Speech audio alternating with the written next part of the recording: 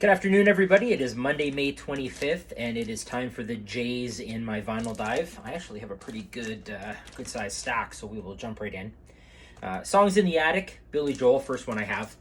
If I'm being honest, I'm not sure where I got this and how I got it. I'm not particularly a big Billy Joel fan. I think there's a pretty good chance I've never played it. Yellow Brick Road, Elton John, classic. Paid $4 for it. Pretty good deal on this one.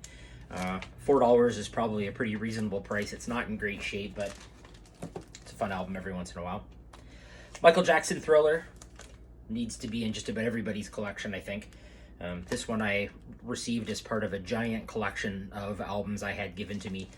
Mostly German polkas, but there were a few 80s gems in the selection.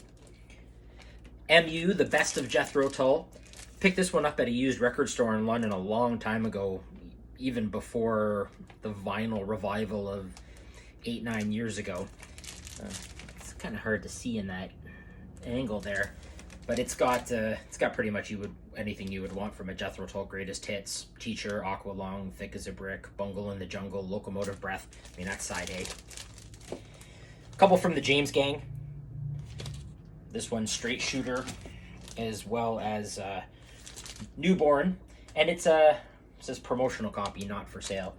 Picked this one up at a used shop somewhere between Peterborough and Bob Cajun several years ago. Joe Jackson, love this album.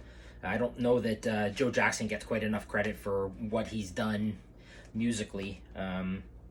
This one probably best known for Is She Really Going Out With Him, but it's a great album even just beyond that.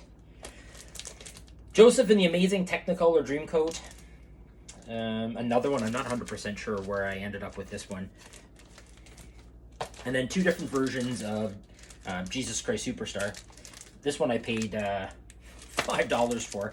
Pretty happy with what I paid. The list on this one is pretty good. It's got Ian Gillan and Murray Head as two of the people in this one.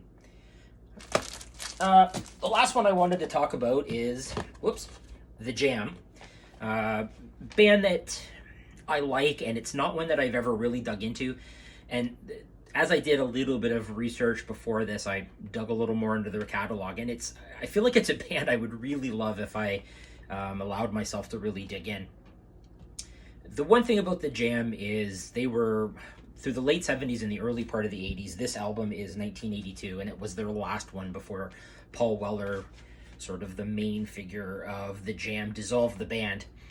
But they sort of took a little bit of that mod scene with the new punk movement and equal parts Who and the Kinks. Great band, great stuff. And as it would actually turn out, it's also Paul Weller's birthday today, so happy birthday to Mr. Weller. So that's it for the J's.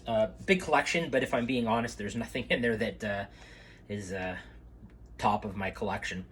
But we'll be back tomorrow with K's, and it features a little bit more prog rock, which is a common thread through a lot of these. So again, Monday, and that was J's. See you tomorrow.